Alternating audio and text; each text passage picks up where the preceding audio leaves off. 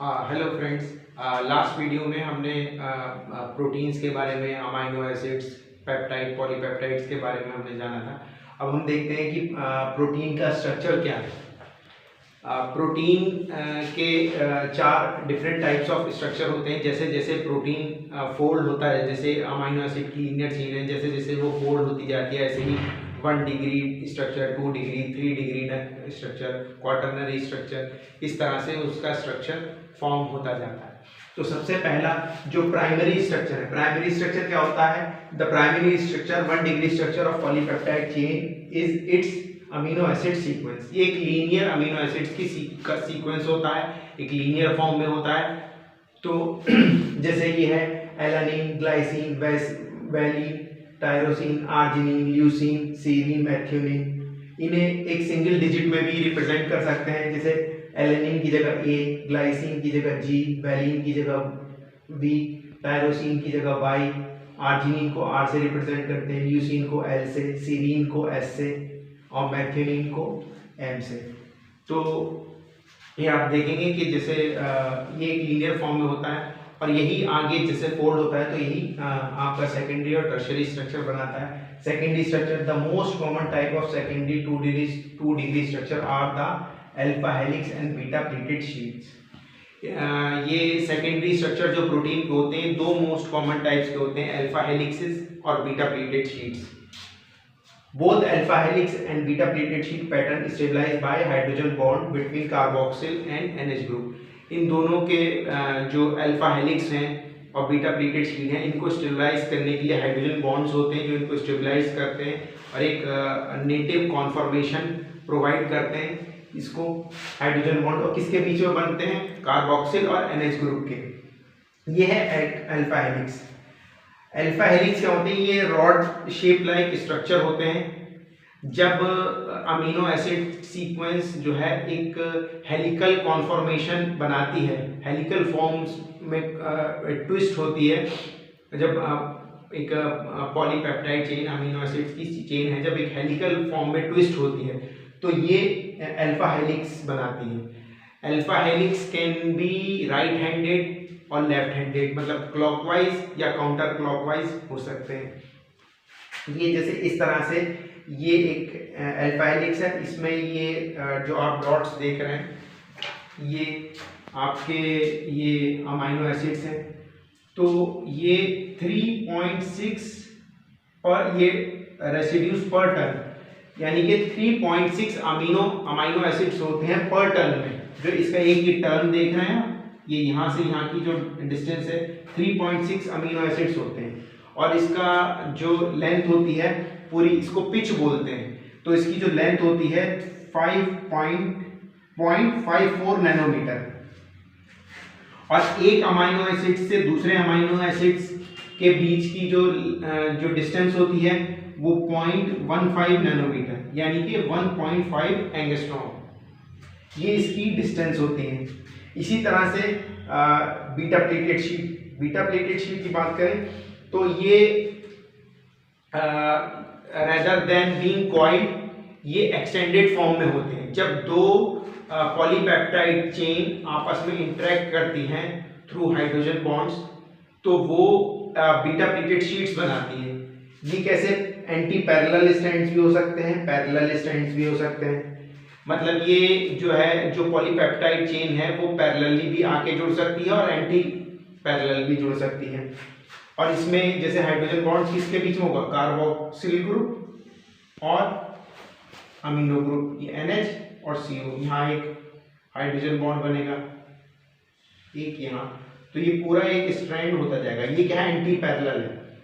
ये एक राइट है, ये अपोजिट है इसके, तो ये एक एंटी पैरेलल स्ट्रैंड है बीटा प्लेटेड शीट का। इसी तरह से ये जो है, ये ऐसे, ये हाइड्रोजन बॉन्ड, ये पैरेलल स्ट्रैंड है। इसमें जैसे कि एक अमाइनो एसिड्स के बीच का डिफरेंस जो है 1.5 एंगस्ट्रॉम था, इसमें थोड़ा ज्यादा होता है, इसमें 3.5 एंगस्ट्रॉम होता है बीटा प्लेटेड शीट्स में। अब आते हैं इसके टर्शियरी स्ट्रक्चर पर। जब ये प्रोटीन की जो अमीनो एसिड की चेन है जब ये एक यूनिक 3 डायमेंशनल स्ट्रक्चर बनाती है तो इसको हम बोलते हैं tertiary structure. The term tertiary 3D structure refers to unique 3-dimensional structure conformation that globular protein assume as a interaction between side chain in their primary structure। Means कि जब जो प्राइमरी स्ट्रक्चर है, जो लीनियर एक chain है, वो इस तरह से फोल्ड होती है कि वो 3D ग्लोबुलर प्रोटीन को एक 3D शेप प्रोवाइड करती है। तो इस तरह से इसको जो है हम टर्शरी स्ट्रक्चर बोलते हैं। और इसमें इंटरेक्शंस होता है। इंटरेक्शंस किस किस के बीच में किस तरह का होता है? हाइड्रोफोबिक इंटरेक्शन होता है जो कि एक कोवैलेंट टाइप का इंटरेक्शन है। इलेक्ट्रोस्टैटिक इंटरेक्शन होता है, hydrogen bonds, van der Waals force and covalent bonds stabilize the tertiary structure. ये सारे इंटरेक्शन जो हैं एक टर्शरी स्ट्रक्चर को स्टेबलाइज करते हैं। अब किस तरह से होता है? जैसे ये मान लें ये बीटा प्लेटेड शीट है, ये अल्फा हेलिक्स है, तो इस तरह से ये beta pleated sheet alpha helix, beta pleated sheet alpha helix, तो इस तरह से ये ग्लोबुलर प्रोटीन बन जाएगा। तो ये जो है 3D शेप प्रोवाइड करता है। इसके अलावा एक और चीज है, इसमें जो सिस्टीन अमाइनो एसिड्स होता है, इसमें थायोल ग्रुप होता है, SH ग्रुप, थायोल ग्रुप होता है। ये जो है डाइसल्फाइड ब्रिजेस बनाता है, डाइसल्फाइड ब्रिजेस बनाता है आपस में एक सिस्टीन दूसरे सिस्टीन के साथ।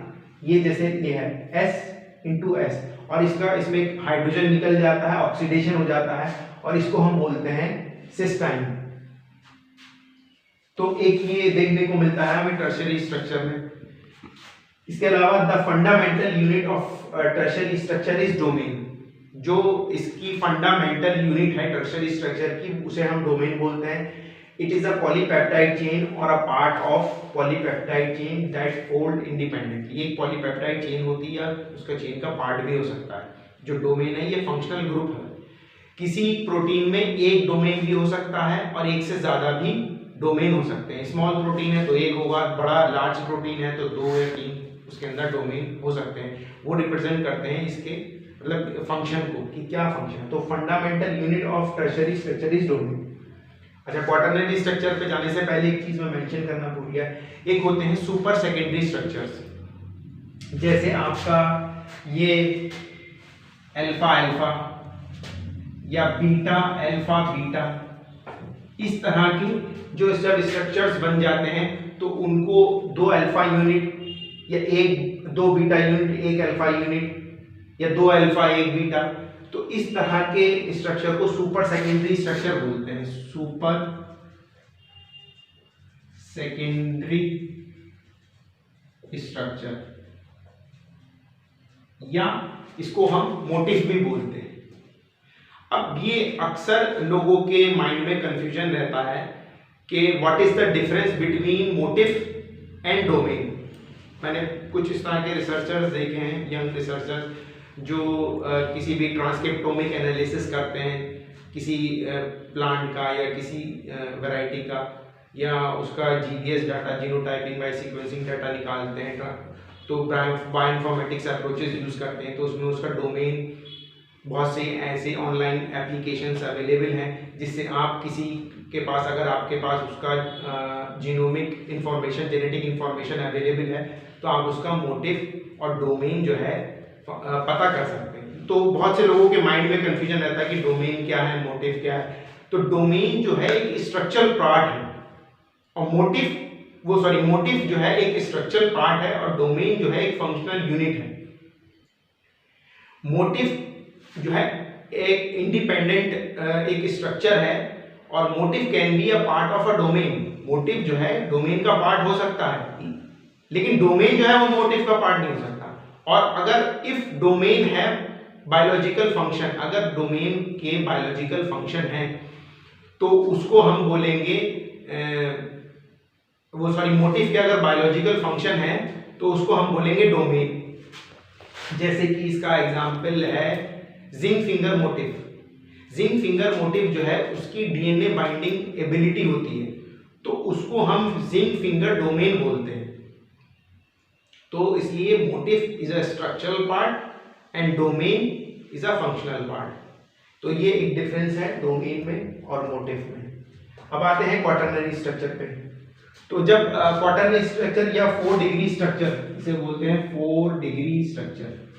क्वाटरनरी स्ट्रक्चर कब फॉर्म होता है? जब बहुत सारी पॉलीपेप्टाइड चेन आपस में जुड़ करके एक यूनिट, बहुत सारी अलग अलग इंडिपेंडेंट यूनिट जुड़ती हैं और उसको एक 4 तरह की यूनिट आपस में जुड़ करके 4 डिग्री स्ट्रक्चर बनाती हैं, तो उसको क्वाटरनरी स्ट्रक्चर बोलते हैं। जैसे कि ये एक मैंने ड्रॉ करके किया है कि जैसे एक ही सब यूनिट है अलग से, अल्फा बीटा अल्फा या अल्फा अल्फा, ये इस तरह की जो यूनिट आपस में जुड़ जाती हैं तो ये क्वाटरनरी स्ट्रक्चर बनाती हैं। इसका एग्जाम्पल है haemoglobin. Hemoglobin is a conjugated protein with 4 polypeptide chain joined by covalent bonds.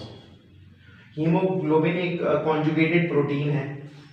अब कॉन्जुगेटेड जो 4 पॉलीपेप्टाइड चेन से जुड़ा रहता है। कॉन्जुगेटेड प्रोटीन उन प्रोटीन्स को बोलते हैं जो मिक्स टाइप के प्रोटीन होते हैं जिन पे अल्फा बीटा सब यूनिट्स होती हैं। तो इसमें जो HbA1 contain 2 alpha and 2 beta chain referred as 98% of the total RBC।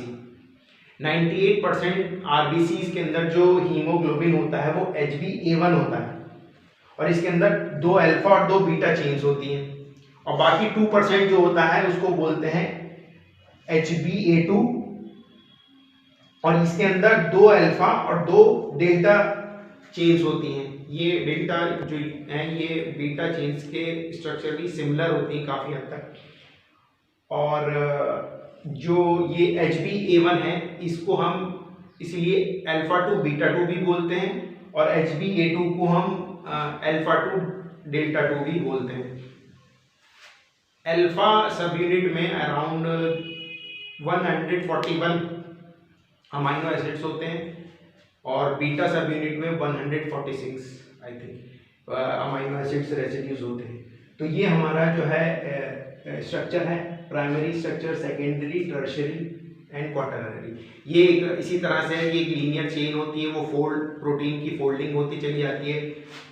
जिस तरह से फोल्ड होता है तो secondary structure, super secondary structure, tertiary structure, quaternary structure, इस तरह से ये पॉलीपेप्टाइड चेन बनाती है। तो ये इस 4 तरह के हमें सेल्स के अंदर प्रोटीन स्ट्रक्चर देखने को मिलते हैं। Thank you very much. I hope you like my video.